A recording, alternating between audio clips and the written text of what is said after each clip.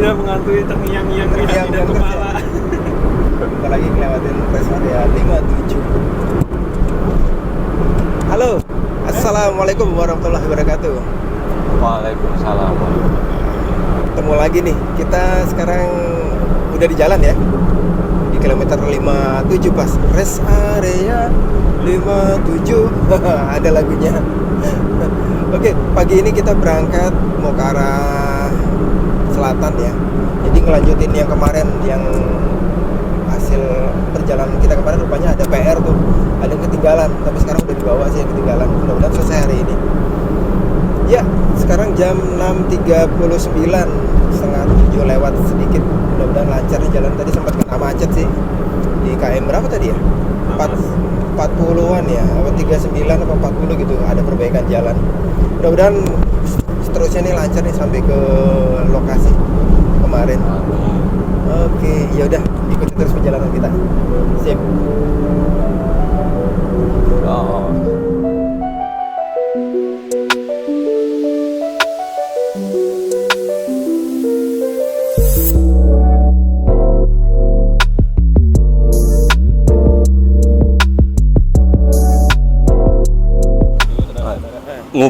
Ngopi deui. Kopi dulu. Kita tos dulu ya. Bismillahirrahmanirrahim. Yes. Aliran saset. Apa namanya? Starling ya, Starbucks keliling. Oh, kira Starbucks puling. Kita jumpa lagi ya. Setelah kemarin kita sempat kesini juga, dan hari ini kita melanjutkan lagi untuk lagi utang lah istilahnya. Kemarin kita ada hal-hal yang ketinggalan ya, jadi kita jalan lagi hari ini untuk Balik yang lagi kemarin ya. Kemarin sini ya. Kemarin hari Sabtu kita kesini, tapi karena ada yang satu hal yang tertinggal, jadi kita harus balik lagi ke sini. Malu jadinya. Ya, tapi gimana ya? Ya intinya masih seputar Jawa Barat. Ya, Aman. Aman. Jadi kalau malu gelap nggak? Gelap, nggak ada lampu, apalagi lumayan Agak serem ya. apalagi ini kan bisa dibilang jalur rawan ini. Sekarang kan posisi kita ada di ini nih, setelah karena posisi kita sekarang ini kan ada di ya sekitar 10 menit lah dari Simpang Nagrek ya. Kita ambil arah ke Tasikmalaya. Tujuan kita sih nggak jauh, cuma sampai Limbangan. Tapi kalau dilihat dari kontur jalan sama kondisi jalan yang berliku-liku meliuk-liuk, memang ini Rawan. kategorinya rawan kecelakaan. Bahkan teman nonton aja Ini namanya rawan juga sebenarnya. rawan Setiawan. Rawan Setiawan. Kalau nggak salah, dulu sebelah sana itu ada pajangan mobil atau motor ya? Oh iya. Ya kan, betul kan? Sekarang udah dilepas ya kalau nggak Kayak salah. monumen kecelakaan kayak Monumen, iya. Karena memang banyak banget itu dulu di situ. Yang di puncak juga ada kayak gitu. Iya. Di Sukabumi pun juga ada. Di Sukabumi itu daerah sebelum Pasir Angin ya, Nyabar, sebelum masuk ke Ciagas, sebelum Simpang Ciabar. Dan kebetulan kalau di sini temen aku udah ada yang jadi korban satu di sini. Iya, dia bawa motor nyalip bis pas di tikungan, tapi dari dia tikungannya ke kanan, tapi dari arah berlawanan ada bis juga yang masuk dan tabrak sama bis yang masuk itu. Dianya innalillahi wa inna ilaihi raji'un, meninggal dunia di tempat. Istrinya sampai koma hampir seminggu, anaknya yang ya walaupun luka-luka tapi masih sadar gitu. Tapi kalau melihat kondisi kedua orang tuanya berat ya kalau misalkan diingat, apalagi teman kerja, teman-teman perjuangan gitu. Memang termasuk daerah rawan di sini. Udah pegunungan, minim penerangan, dan kalau di waktu-waktu tertentu emang agak sepi dan ya merangsang kita untuk bisa jalan cepat-cepatnya, kencang-kencangnya di sini. Ingat lagi, apalagi ini kan jalan nasional, jalan antar kota selatan kan. menuju lintas selatan. Bis-bis, truk-truk itu pun banyak di sini. Yang pernah kita bahas juga kan, kalau lintas selatan itu beda sama Pantura. Suasananya, hal-hal yang berbau kliniknya pun banyak gitu kalau dari lintas selatan. Kalau misalkan dari pengalaman kayak di daerah-daerah Jawa Barat ya, masih sekitaran Sukabumi atau Cianjur Selatan, itu banyak itu cerita-cerita kalau misalkan jalur lintas. Banyak kisah horornya lah. Ya nggak jauh kayak kalau yang tahu jalur Cikidang. Iya tahu. Banyak ya. Banyak. Kejadian aneh.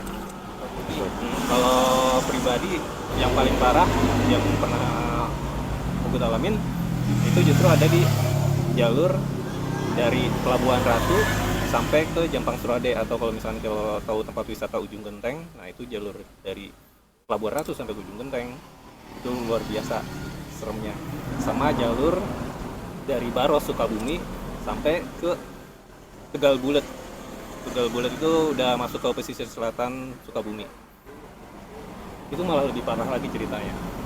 Sampai meriang di tempat. Percaya nggak percaya. Jadi waktu jalan pulang berangkat kan masih siang lah ya, siang menuju sore. Iya. Begitu pulangnya kan ini tujuannya nih dari Bogor ke Sagaranteng. Sebenarnya belum masuk sampai ke Pantai Selatan sih, jadi masih ada posisi itu agak di tengah-tengah, mulai dari Baros Sukabumi sampai ke Tegal Bulet. Kalau Tegal Bulet itu udah masuk pesisir selatan. Dan situ waktu jalan pulang itu tiba-tiba kayak kepala berat, kayak ada yang nindih. Sampai akhirnya karena udah ngerasa nggak kuat, Dia bawa ransel nggak? kan kita nyupir Pak. Oh nyupir. Karena berat, karena Kita bawa bukan jalan ransel. kaki. Kalau berat bawa ransel itu mungkin nggak pernah ngalamin, tapi teman pernah ngalamin. Kalau naik gunung. Itu kalau naik Kalau gunung, naik nah, itu gunung. waktu berkendara. Jadi pas pulang itu tiba-tiba kepala berat, kayak ada yang nindih. Karena udah ngerasa nggak kuat, kebetulan di depan lihat kayak ya warung kopi kayak begini nih. Yaudah, aku langsung dia kan ada di sebelah kanan jalan kan, aku nyebrang, berhenti. Begitu berhenti, nyampe langsung mesen kan, karena nggak ngopi udah mesen teh manis aja sama ngemil-ngemil lah yang ada di situ. Hanya itu yang punya warung kopi seolah-olah tahu itu kenapa, makanya sama dia langsung Iya. di istirahat dulu sini aja sekedar barang saja lempeng gitu. Ternyata dia tahu, kata dia kalau misalkan orang bilang ada yang nempelin lah, ada yang ikut. Tapi keluar stiker ya.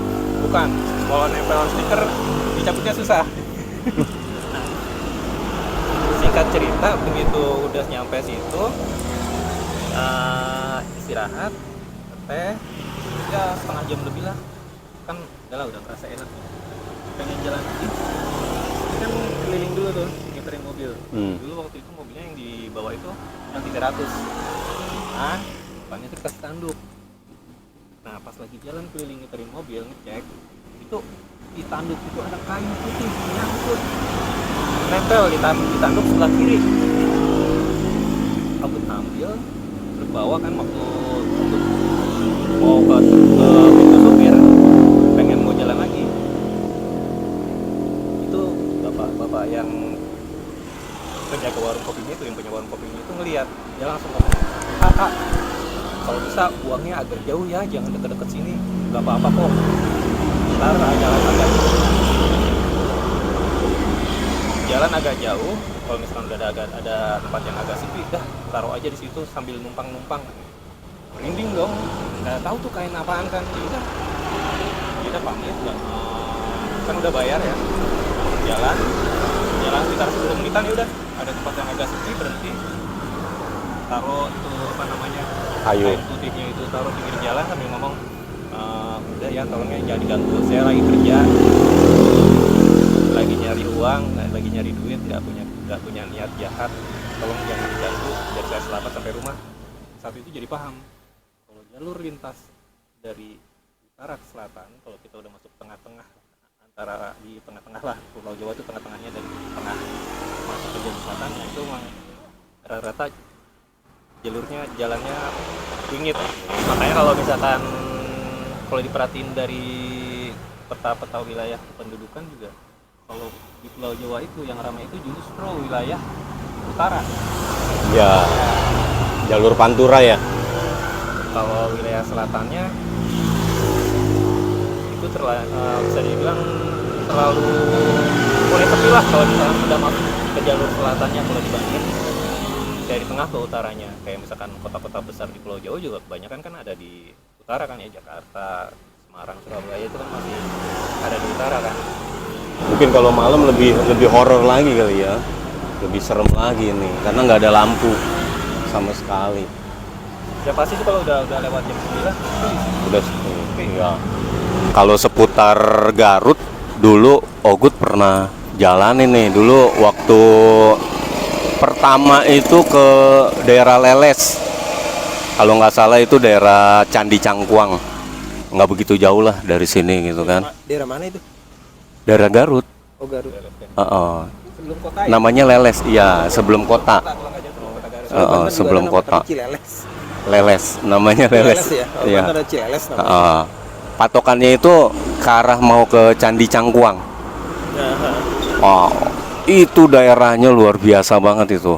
Itu memang kampung banget tapi minim lampu, masih ya kayak setengah hutan setengah sawah lah gitu kan. Daerahnya itu agak gelap banget gitu kan.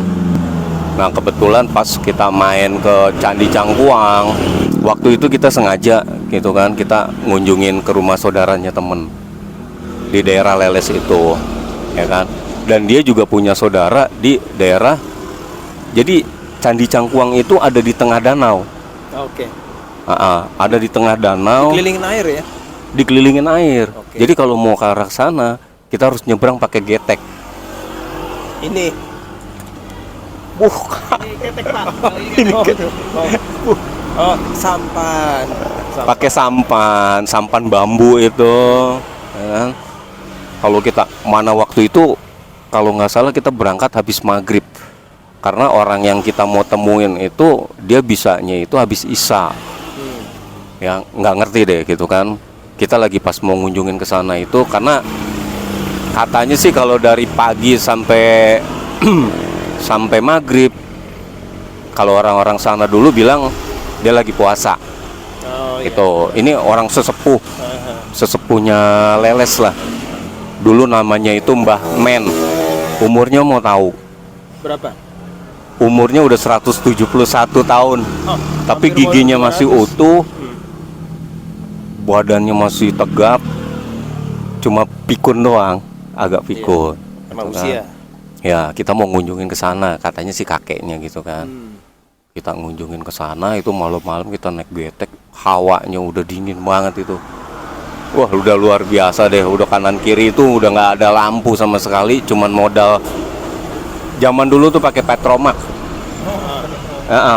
Jadi kita nyebrang itu naik sampan bambu itu pakai petromak.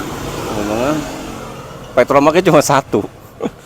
Ya, jadi kita nggak bisa ngelihat itu arah depannya itu sampai Iya. berapa meter kita nggak tahu. Karena nggak bisa nyorot dia kan. Nggak bisa nyorot, iya. Jadi terus aja kita ngikutin tuh, mana gelap gitu kan, suara udah macem-macem lah, ini kan, suara binatang lah, suara apalah gitu kan.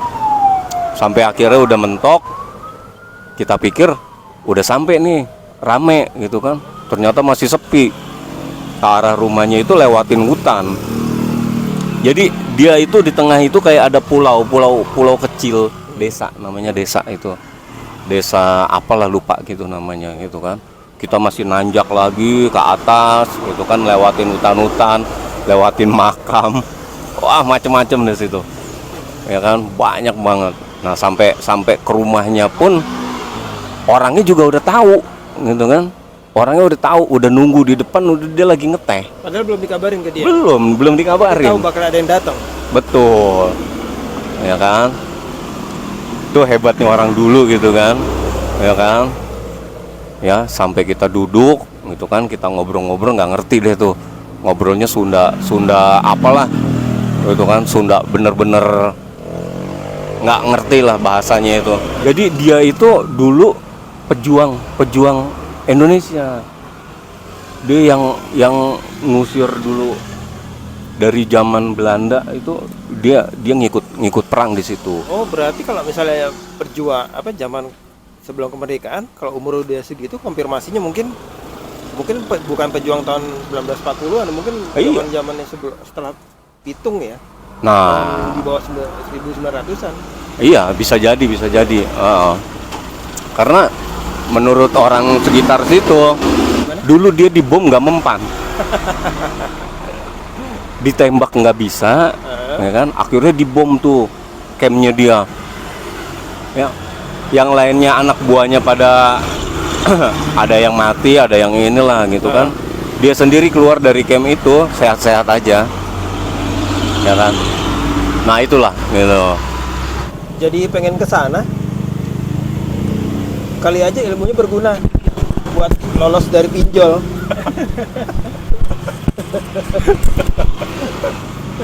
Jadi biar debt collector nggak ketemu tuh nyari-nyari kan. Perasaan alamatnya di sini kok rumahnya bisa nggak ada ya? Tapi kan rumahnya di tengah-tengah kan. Kalau rumahnya aja harus naik getek. Iya. Iya. Perjalanan itu ke sana udah benar petualangan banget kan, harus naik getek Waduh. dulu. Itu serunya kalau daerah sana tuh emang malam itu. Malam itu wah bener-bener berasa ininya loh. Soalnya kita belum pernah nyoba paginya tuh kayak apa daerahnya enggak gitu kan, karena kebetulan orangnya itu nggak bisa ditemuin. Kalau karena puasanya itu tirakatnya nggak di rumahnya dia gitu kan, dia ada tempat, ada inilah kayak bukit. Iya. Kayak bukit itu ada tempatnya gitu kan. Tempat dia ngelaku gitu ya. Betul. Nah itu biasanya kata dia gitu kan, diterjemahin lah sama saudaranya temen ini. Dia dari biasanya itu dari jam 10 malam sampai azan subuh dia selalu ngatamin Al-Quran. Itu dia selalu ngatamin di situ. Ya kan? Ya insya Allah kalau misalkan udah kenal dia daerah Garut mah ininya gitu kan katanya gitu kan, kamu bakalan aman-aman aja gitu. Itu Kapan tuh kesana waktu itu kapan? kurang lebih waktu dulu masih SMA ya 94 kalau nggak salah 94 95 Bolos waktu itu ya? pas liburan sekolah. Oh, pas liburan sekolah. Pas liburan sekolah. Nah ini ternyata dia nyambung dengan ada lagi dulu kan nggak lama dari Leles Ogut langsung ke ini lagi kan ke daerah Garut juga namanya Pamengpok. Pamengpok itu ujungnya selatan Garut itu. Ya kan daerah pantai itu dulu, ya kan pantai selatan. Nah itu sama tuh, ya kan. Ternyata dari turun dari mobil, ya kan, untuk ke rumahnya kita jalan kaki itu kurang lebih 5 km. Nggak ada ojek, nggak ada angkot. Kita hanya mengikuti jalan setapak. Jalannya kayak Jalan tanah kan? Jalan tanah kaki gitu kan? Tanah. Iya. Pegunungan, perbukitan, naik turun gitu. Iya, betul. Wah itu hutan itu, ya kan? Itu hutan itu, udah hutan belantara, gitu kan? Waktu jalan ke bagian malam. Kebagian malam. Kebagian malam itu, pas banget itu jalan itu. Aduh, ya kan? Wah udah banyak ininya lah, gitu kan? Ya, saudara sih udah ngingetin gitu kan, jangan tengok belakang. Ya, jangan tengok belakang. Jalan aja lurus gitu kan. Kita bukan orang sini. Gitu. Ya kan? Wah, udah banyak deh itu deh gangguan yang kayak bunyi-bunyi suara-suara ketawa gitu kan. Nggak tahu itu suara binatang atau suara apa gitu kan. Kadang-kadang kan katanya suara musang atau suara ini juga kan katanya kayak orang ketawa kan Ya, gitu. suara musang kalau lagi kayak panggilan atau panggilan lah gitu. Suaranya katanya kayak suara perempuan ketawa gitu. Nah iya kayak gitu tuh. Iya. Makanya kita udahlah ya baca-baca gitu kan, baca-baca ya kan, ingat pesan Mbah juga waktu itu, Mbah Men, ya kan, udah sebut aja namanya 3 kali, udah langsung jalan aja. Bento. Nah kalau di lagu kan gitu ya kan. Enggak bento ya. Ya alhamdulillah sampai rumah juga selamat gitu kan, selamat. Dan yang kita temuin juga ternyata umurnya itu hampir sama, cuman beda selisih. Mbah Men tadi 173 kalau nggak salah, dia 175, tapi ini nenek-nenek. Rambutnya masih hitam, giginya masih utuh, jalannya masih tegak. Nah, cuma matanya aja agak sayu, mungkin kebanyakan tirakat atau apa gitu ya. Ya kan? Kita banyak ngobrol-ngobrol di situ, ya kan. Ya kan? Dan kata orang situ juga ya sama gitu kan. Setiap malam itu kampung situ hanya dengar suara nenek itu kalau lagi ngaji gitu kan. Jadi udah diingetin sama saudaranya, kalau misalkan malam ada dengar suara ngaji, diemin aja gitu. Itu nenek lagi ngaji. Oh iya, ternyata sama gitu kan. Dan alhasil antara Mbah Men sama nenek ini itu saling kenal, sering ketemu kalau malam. Oh, terkoneksi. Jadi kalau misalnya di malam-malam tertentu dia mungkin ketemu secara batin ya. Nah betul, wah itu di situ. Oh iya, ternyata temen inilah, temen batin, Iya. temen batin. Jadi sering jadi tahu, ya kan. Iya. Dan nenek itu juga bilang, Mbak Men tahu kalau kalian pada kesini. Jadi ingat di waktu di Banten, di Bayah, sama kayak gitu juga, nenek-nenek. Cuman yang bikin takut itu kan Eyang dulu pernah pesen, kalau orang lain nggak tahu apa-apa soal kamu, berarti dia orang biasa aja.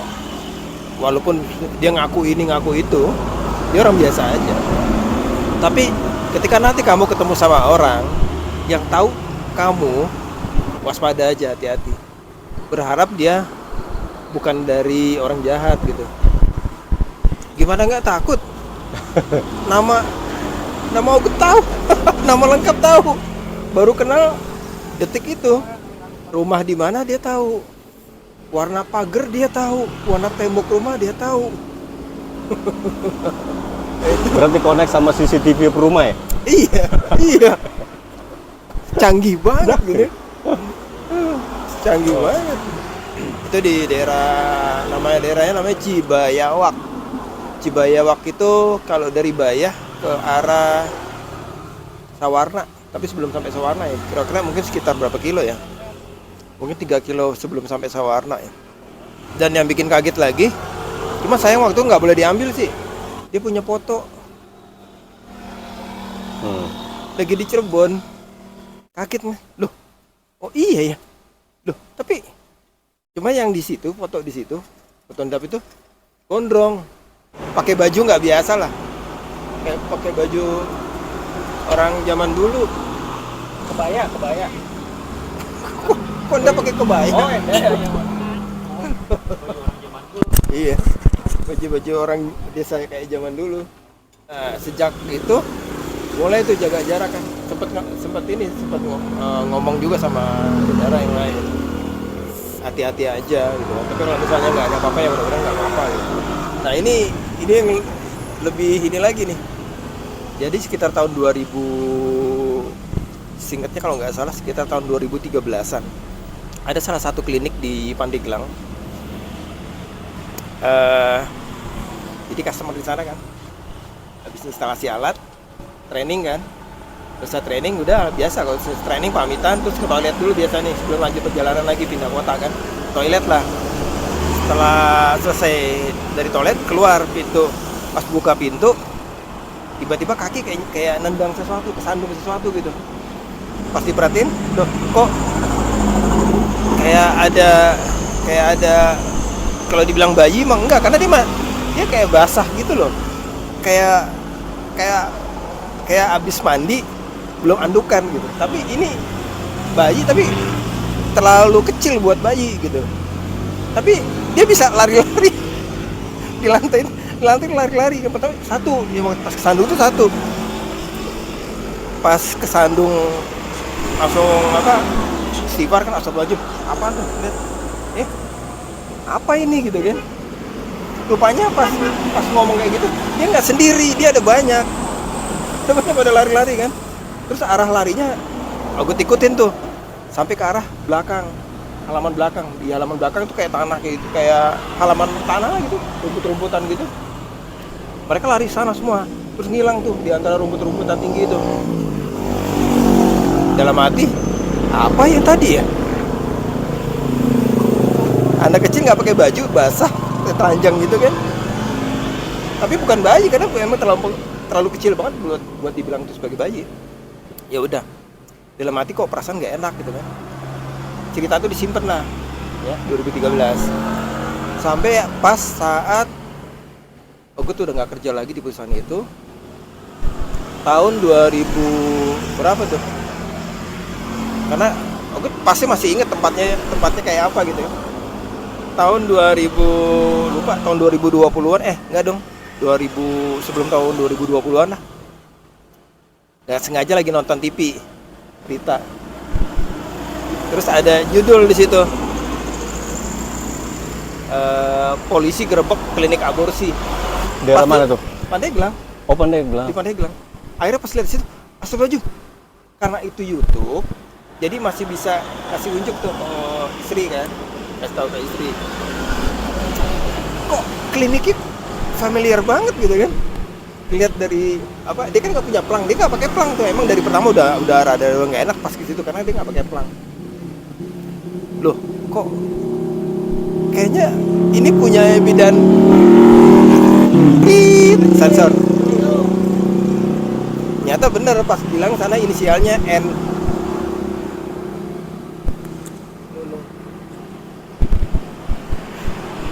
Dia ditangkap karena melakukan praktek ilegal katanya aborsi. Dan di belakang rumah itu rupanya itu makam semua. Iya. Bayi yang anak-anak kecil yang lebih kecil dari bayi lari-larian itu adalah tutul. Iya, itu tutul semua. Kaget pas ngeliat itu. Akhirnya kasih lihat ke istri kan. Mah, lihat nih Mas, sini sebentar Mah, lihat berita itu. Oh, rasain lu ketangkep. Bukan mau salah rasainnya. Lihat, ini klinik bidan yang dulu pernah aku datang ke sana. Pernah cerita juga ke dia. Nah, itu merinding di situ tuh. Oh, berarti kemarin yang dilihat itu korban aborsi semua. Iya. Nggak tahu gimana prosesnya bisa ketahuan. Karena emang gini sih, dari pas kesana itu banyak pasien dia tuh maaf ya, yang kerja malam gitu loh, yang kerja malam jalan-jalan kayak gitu.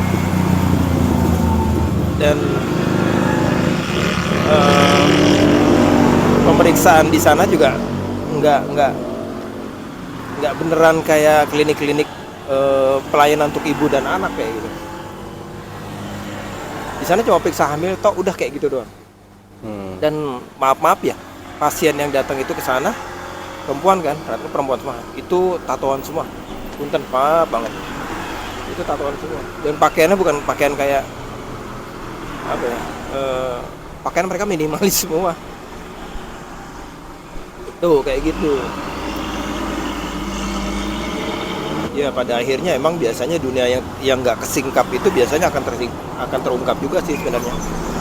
Ya tetap berlindung ya, tetap berlindung kepada Allah ya. Karena memang semua itu memang ada di sekitar kita tuh memang ada.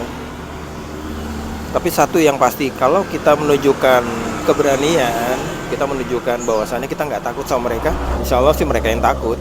Tapi kalau misalnya kitanya takut ya mereka yang berani.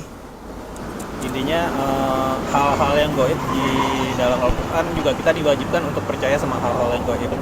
Tapi bukan berarti kita percaya hal yang gaib, kita takut sama hal-hal yang gaib. Karena secara kodrat manusia itu derajatnya lebih tinggi daripada hal-hal yang gaib. Percaya boleh, malah diwajibkan. Jangan takut dengan hal-hal yang gaib, apalagi menuankan hal-hal yang gaib. Udah nggak berasa ya, udah 1 jaman kita di sini. Kayaknya cukup ya obrolan, mungkin nggak bermanfaat ini hari ini. Kita bisa lanjut di lain waktu, di tempat yang berbeda, di waktu yang berbeda, di spot yang berbeda, mungkin dengan kopi gelas yang agak berbeda mungkin. Oke, gitu aja. Sampai ketemu lagi di spot-spot berikutnya. Thanks. Save.